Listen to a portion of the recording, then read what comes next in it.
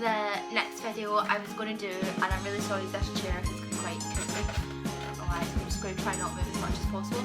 I know I said the next video I was going to do was going to be where I've been, why I've not been posting on this channel video, but in all honesty, I can kind of just talk about it throughout videos, and I kind of mentioned different reasons, so I don't know if I'm going to sit down and do that video anymore, but I have been loving watching storytime videos on like YouTube. It's probably one of my favourite things to watch just now.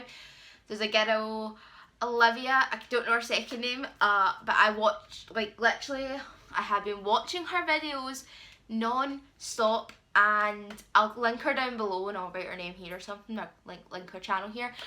She's amazing. Our storytime videos are so funny, and I'm just like, all this crazy stuff happens to her with like Tinder and all that, and I'm like, I match somebody like here and it just doesn't even happen, so you know.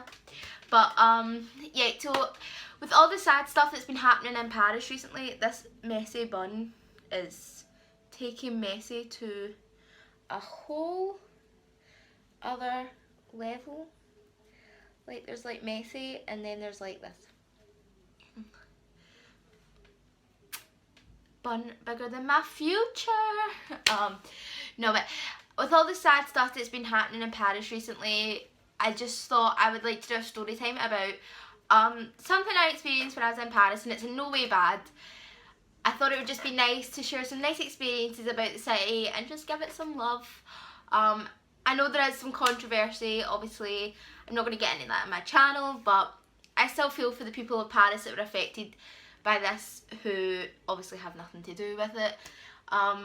So yeah, give this video a thumbs up and comment down below your experiences of Paris, if anything's ever happened to you in Paris or whatever, and my thoughts. And I'm not religious, but I'll say it, my prayers go to the people of Paris and all those affected, and also all the people of Syria, all the places everywhere in the world that has been affected by this crazy terrorism just now. So yeah, basically when I was in Paris this year, and it was in August I went, me and my best friend went for her birthday. So we were there it was like Monday to Thursday, I think it was. Now her birthday was on the Tuesday, so we were going to go to Disneyland on her, we must have been there Tuesday, Friday. Okay, right, whatever the dates were, we were there, and we were going to go to Disneyland on our second day there, but we were just so tired and just couldn't really like not be bothered obviously, because we were so excited to go to Disneyland, but we just didn't have the energy with the travelling, because basically we had to do, where I'm from, Glasgow, Scotland, to London to Paris, so it was 2 flights there. Our hotel was quite a while away from Charles de Gaulle, which is the airport we flew into. By the time we actually, because we got there at night time, and by the time we actually got out, it was night time. By the time we discovered our way around the city, where to go eat and stuff like that, because surprisingly enough, on your first night there, Paris is quite hard to find places to eat. Me and my friend probably are just stupid, but anyway. By the time we found somewhere to eat, we were just like, do you know what? I'm not really feeling Disney tomorrow. I would rather just get a good sleep, because for anybody who's been to Disney, you know, you need to get up pretty early if you're in the centre of Paris to get there for a good time, because contrary to popular belief, it is in Paris, but it is an hour away from like the city centre, like where the Eiffel Tower and all that is. So you need to get up in a good enough time to give yourself like journey time, enough time to queue when you're there. So we ended up leaving it till the Wednesday or something like that. We got up, we went to Disney, we had so much fun. Like, Disney was amazing. It's quite hard to find your way around. I've been to Disney once before, and it was with my school, so we kind of had an idea, because they were like, okay, here's this, meeting points are here, but we were allowed to go off on our own. But we missed a couple of rides, in all honesty. We were like, we walked to go to like the, oh my god, what was that called, the Pirates of the Caribbean ride, and it looked like it was shut off, and then we found out later on that it wasn't shut off, so God knows how we missed it. But we couldn't find the Pirates of the Caribbean ride, and we couldn't find the Indiana Jones ride, and there was something else that we wanted to do. But we done all the main ones that we wanted to do, and then we went for dinner at Planet Hollywood, which is attached to Disneyland, which is an amazing restaurant. It was so nice.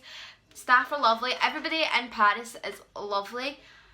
When it comes to like customer service and stuff like that, they're great. Totally get the fact, like, English and stuff like that. They just, I can't speak a word of French.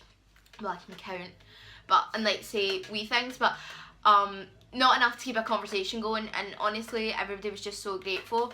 So we'd had dinner, and we decided like it was time to go home now. We were really tired, honestly. It was a super warm day. Now, anybody that knows me, oh my voice cracked there, knows that, see, everybody, all my friends love sharing bottles of juices with me. This is so irrelevant and stupid, but because basically I'm like the smallest sip drinker ever. Like, if I go, can I get a sip of that? Like, it literally is like a drop. I don't know, I'm just not really a dehydrated person. I don't know why, I just don't ever really get dehydrated, and I don't ever, I don't know why, I'm rambling now, but that day I had glugged like fucking 5 litres of water. I'm not even kidding on. It was so warm. I was so dehydrated. And honestly, I was just over it. Not Disney, obviously, because I love Disney, but I was just over it. I just wanted to get home. We still had an hour's journey ahead of us.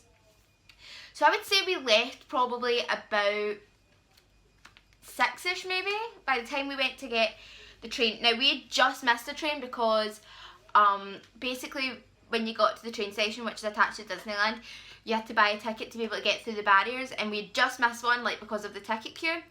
And that one came, and then this woman came up and she spoke in French, and I was like, English please? Like, she was like, basically just go down, we've opened the gates, you can just buy your tickets when you get to Paris to get through the other gates of Paris to actually leave. And I'm like, oh yeah, okay, that's great. We get downstairs, and then all of a sudden, this train station, under our train, well, under all the trains, had just been, like, it was just red information, like, with the times gone of when the train was due. And I was quite surprised. They didn't bring it up in English, and nobody spoke over the tannoy in English, and we were just like, great. So we went upstairs to the help desk, because we kind of got the impression that all these trains had been cancelled. And basically, it was something like the train drivers went on strike, so every train to Paris, which, as I've said already in the video, is an hour away from, like, where we are, like, just is cancelled. All the train drivers have just decided they don't want to work anymore, and bye, just patch their trains. And me and my friend were just like, are you kidding me on? Like, seriously, how are we supposed to get home? Like, what? Hello? So basically the woman tells us you can either go outside to the taxi rank, which taxi ranks and for English people run like black cabs where they're metered, so they're extremely expensive if you're going to do over an hour journey. And or she went, there's a bus stop, and we were like, what bus did we get? And she was like, I don't know.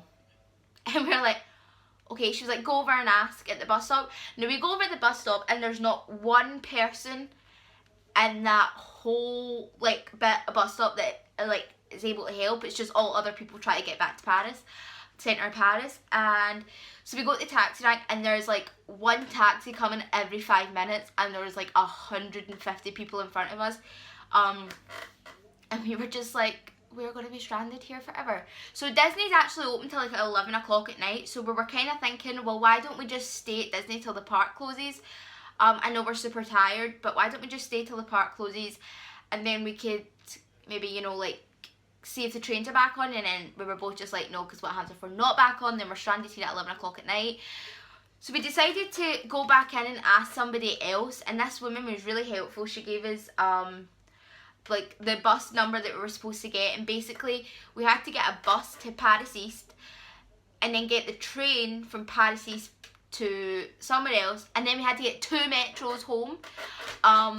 But we were just like, okay, do you know what, if it's the only way we're going to get home, because honestly, like, transporting apart from taxis is really cheap in Paris.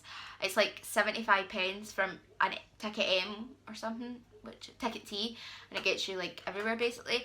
And then, so we get to this bus stop where this bus is due, and I think the whole of England or the UK is standing at this bus stop.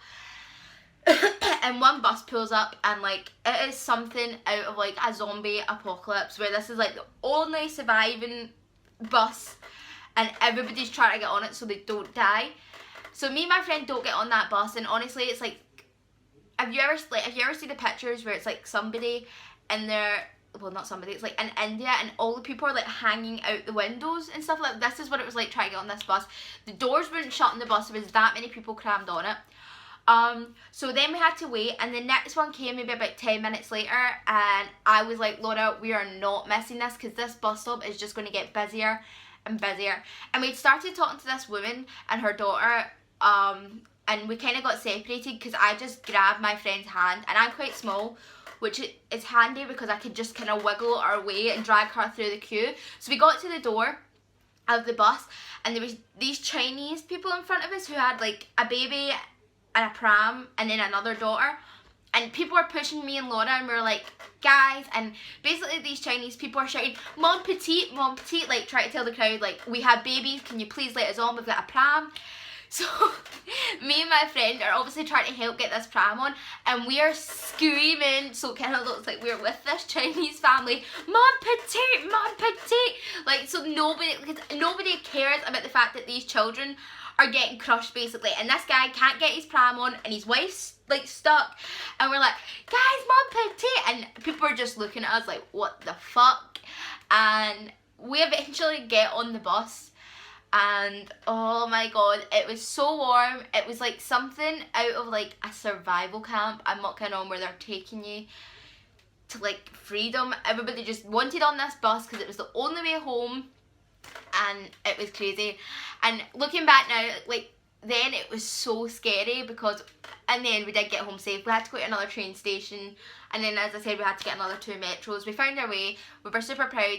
We actually ended up meeting that woman at the train station that the bus dropped us all off at that I was talking about, and she helped us a lot on the train actually, like what metro to get.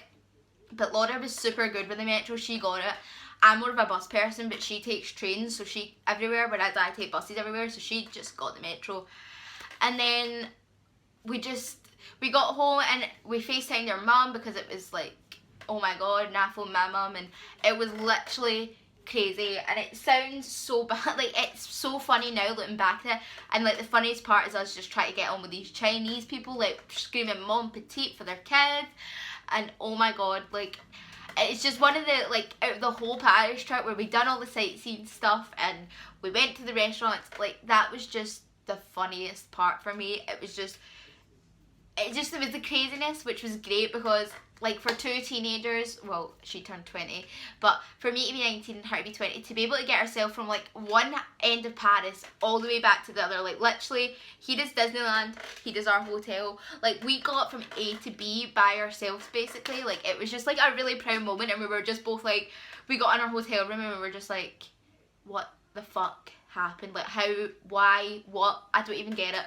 Where did that situation come from? Like we were just at Disneyland and then we got screwed over. So but yeah, je suis Paris, that is my sort. I don't even know what that means. I think it means je t'aime, j'adore Paris is what I'm trying to say.